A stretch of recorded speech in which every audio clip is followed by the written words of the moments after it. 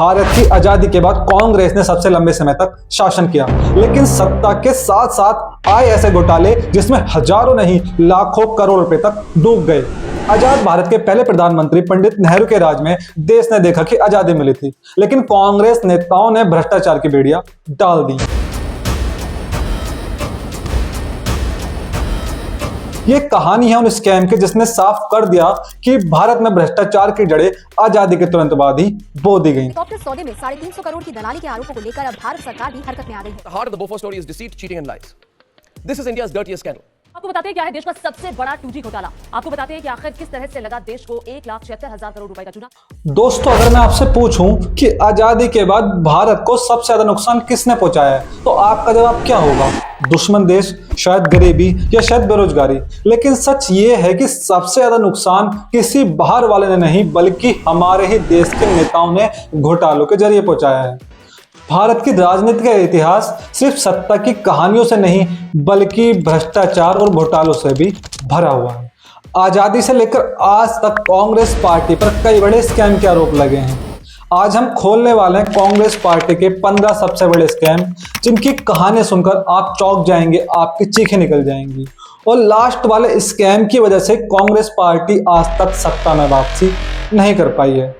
और वीडियो के अंत में मैं आपको बताऊंगा इन सारे स्कैम की टोटल अमाउंट, जिसे सुनकर आपके पैरों तले धरती खिसक जाएगी। क्योंकि अगर ये पैसा देश की गरीबी को मिटाने में लगा होता है, देश की अर्थव्यवस्था को सुधारने में लगा होता, तो आज हमारा देश कहीं और होता।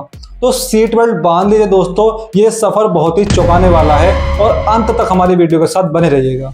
उससे पहले अगर आपने हमारे चैनल को सब्सक्राइब नहीं किया है तो हमारे चैनल को सब्सक्राइब कर लीजिए, बेल आइकन को प्रेस कर दीजिए। तो चलिए शुरू करते हैं। आजादी के कुछ समय बाद ही 1948 में भारत पाक का युद्ध चल रहा था। इंडियन आर्मी को तुरंत जेब्स की जरूरत थी क्योंकि देश संकट में है, जल्दी खरीदारी करनी पड़ी। नेहरू सरकार ने ब्रिटेन की एक कंपनी से 2000 जेब्स का कॉन्ट्रैक्ट साइन किया।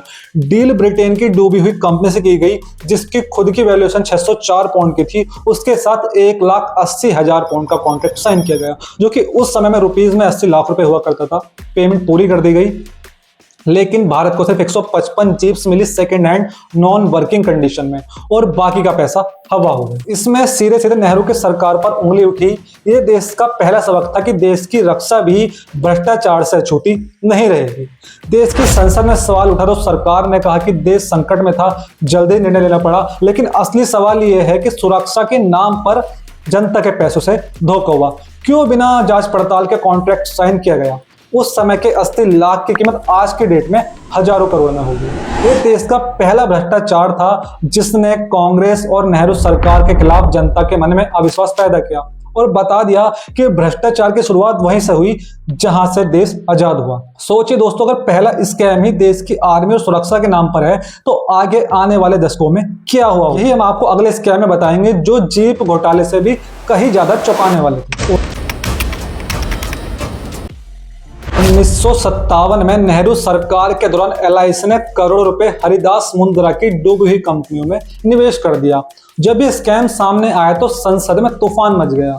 उस समय के तत्कालीन वित्त मंत्री TT कृष्णमचारी को इस्तीफा देना पड़ा और इस स्कैम ने साफ कर दिया कि जनता के बीमा का पैसा भी बिजनेसमैन और नेता की मिलीभगत से डुबाया जा सकता है।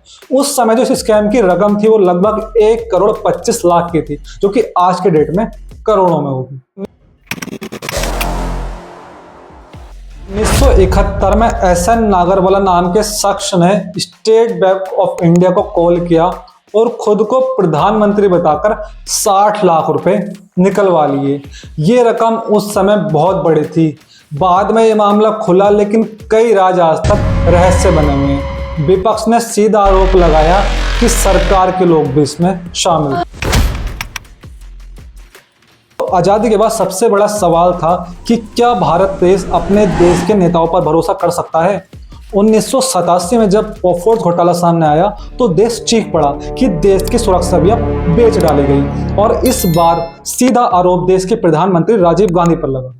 1980 के दशक में भारत को नई तोपों की जरूरत थी और सरकार ने स्वीडन की एक कंपनी बोफोर्स को 155 mm की गन्स और तोप खरीदने का कॉन्ट्रैक्ट साइन किया। उस समय डील की जो कीमत थी वह 1437 करोड़ रुपए थी। आरोप लगाई कंपनी को कॉन्ट्रैक्ट दिलाने के लिए बिचौलियों और नेताओं को रिश्वत दी गई।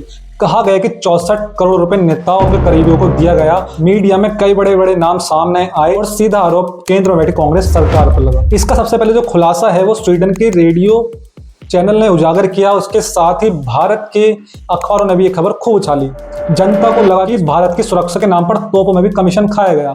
मिस्टर क्लीन वाले राजीव गांधी की छवि पर गहरा दाग लगा और इसी वजह से 1989 में कांग्रेस सरकार चुनाव हार गई थी। दोस्तों 1996 में एक डायरी मिली जिसने पूरे देश की राजनीति की जड़ें हिला दी थी। इस डायरी ने बताया कि नेताओं के लिए रिश्वत लेने का रोज का है। इसमें दर्ज थे ऐसे ऐसे नाम जिसने पूरे देश के होश उड़ा दिए। ये घोटाला जैन ब्रदर्स एसके जैन और जेके जैन के हवाला कारोबार का है। हवाला मतलब होता है विदेश से अवैध तरीके से पैसा लाना ले जाना। सीबीआई ने जब जैन बंधुओं के यहाँ पर छापा मारा तो उनके यहाँ पर एक डायरी और कुछ दस्तावेज बरामद हुए। उस डायरी में लिखा था किस नेता को कितने पैसे दिए गए हैं। जैन ब्रदर्स हवाला के जरिए करीब 8,000 करोड़ रुपए पहुंचा चुके थे और यह पैसा आतंकवाद और नेताओं को सप्लाई होता था। डायरी में दर्ज नामों ने संसद की नींव हिला दी थी, जिसकी लिस्ट आप स्क्रीन पर देख रहे होंगे। इन सारे नेताओं के नाम उस डायरी में थे। इन सबको भी रिश्वत का पैसा दिया जाता था। सीबीआई ने 115 से ज्यादा नेताओं और अफसरों के खिलाफ एफआईआर दर्ज की, लेकिन इसमें ज्यादातर नेताओं को सबूत की कमी बताकर बाद में आरोपियों को बरी कर दिया गया। जनता ने कहा नेताओं की जेब में हवाला का पैसा और गरीब जनता भूख से तड़प रही है। सोचिए दोस्तों, अगर ये डायरी नहीं मिली होती तो आज तक किसी को पता ही नहीं चलता कि ऐसा भी कुछ होता। सिर्फ एक डायरी ने सत्ता में बैठे बड़े बड़े चेहरों को बेनकाब कर दिया। पीवी नरसिम्हा राव के दौर में किसानों को सस्ता यूरिया देने के नाम पर 1500 करोड़ रुपए का घोटाला हुआ। यूरिया विदेश कंपनी से मंगवाने का कॉन्ट्रैक्ट हुआ, लेकिन असल में यूरिया कभी आया ही नहीं। पैसा गायब, किसान परेशान और कांग्रेस कटघरे में। इस स्कैम ने कांग्रेस की छवि को और बिगाड़ दिया। अब आते हैं अब्दुल करीम तेलगी के स्टाम्प पेपर घोटाले पर। इसमें पुलिस और नेताओं दोनों की मिलीभगत सामने। नकली स्टाम्प पेपर छाप कर करोड़ों रुपए की लूट हुई। इसमें कांग्रेस के कई नेताओं और अफसरों के नाम उभरे।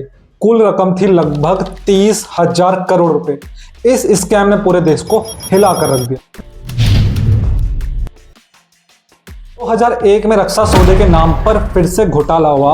आरोप था कि इजराइल से मिसाइल डील के नाम पर कांग्रेस के नेताओं और दलालों ने करोड़ों का कमीशन खाया। इसमें जॉर्ज फर्नांडिस और एडमिरल सुशील कुमार का नाम सामने आया, जबकि इसमें कांग्रेस के दलालों से लिंक रखने के आरोप भी लगे थे। इस घोटाले की कुल रकम थी करीब 400 करोड़ रुपए। इराक पर लगे प्रतिबंध के दौरान ऑयल फॉर फूड प्रोग्राम चला। इसमें भारत के कई नेताओं ने घोटाला किया। कांग्रेस के वरिष्ठ नेता नटवर सिंह का नाम इसमें सीधे तौर पर सामने आया। संयुक्त राष्ट्र की रिपोर्ट के अनुसार इराकी तेल के बदले गैर कानूनी सौदेबाजी हुई और रिश्वत ली गई। नटवर सिंह को अपने मंत्री पद से इस्तीफा देना पड़ा और इस घोटाले की कुल रकम थी करीब 1100 करोड़ रुपए। सबसे बड़ा टेलीकॉम घोटाला यूपीए सरकार के दौरान हुआ, 2G स्पेक्ट्रम घोटाला।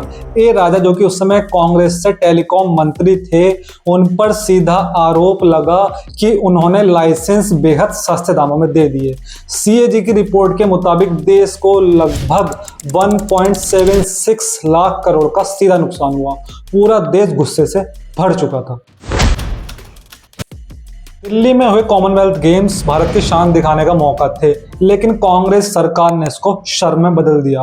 आयोजन पर 70,000 करोड़ रुपए खर्च हुए, जिसमें 20,000 करोड़ से भी ज्यादा की हेराफेरी की गई। इसमें स्टेडियम के पुल, फ्लाईओवर, सीट सब कुछ घटिया क्वालिटी के निकले। आयोजन प्रमुख सुरेश कलमाड़ी, कांग्रेस सांसद, इन घोटालेबाजों की लिस्ट में सबसे ऊपर थे। मुंबई में बनी आदर्श सोसाइटी शहीदों और विधवाओं के लिए बनाई गई थी, लेकिन हुआ क्या, कांग्रेस के कुछ नेताओं, उनके रिश्तेदारों और अफसरों ने सारे फ्लैट हड़प लिए। इसमें अशोक चौहान जैसे मुख्यमंत्री तक का नाम शामिल था। जनता ने कहा जिन्हें देश के मरने वालों का हक बचाना था, उन्होंने खुद ही हड़प लिया। इस घोटाले की रकम थी लगभग 1500 करोड़ रुपए। कंपनी के बैलेंस शीट में हजारों करोड़ रुपए का फर्जीवाड़ा किया गया। हालांकि एक कॉर्पोरेट स्कैम है, लेकिन कांग्रेस की नजरों के सामने हुआ और कांग्रेस ने आरोपियों को बचाया भी, तो इसलिए सीधा कांग्रेस को इसका जिम्मेदार ठहराया जाता है। और इस घोटाले की जो रकम थी वो थी 7,136 करोड़ रुपए। 2012 में कोयला खदानों के आवंटन में हेराफेरी की गई। इसमें आरोप लगा कि कांग्रेस ने बिना नीलामी के कुछ चुनिंदा कंपनियों को खदानें दे दी गई। सीएजी की रिपोर्ट के अनुसार इससे भारत को 1.86 लाख करोड़ का नुकसान हुआ। इससे मनमोहन सिंह की बहुत ज्यादा किरकिरी हुई क्योंकि उस समय कोयला मंत्रालय उनके पास था। 2013 में BBIP हेलीकॉप्टर खरीद घोटाला। इटली की अगस्ता वेस्टलैंड कंपनी से हेलीकॉप्टर डील में रिश्वतखोरी का मामला उजागर हुआ, जिसमें कांग्रेस के बड़े बड़े नेताओं और दलालों के नाम सामने आए।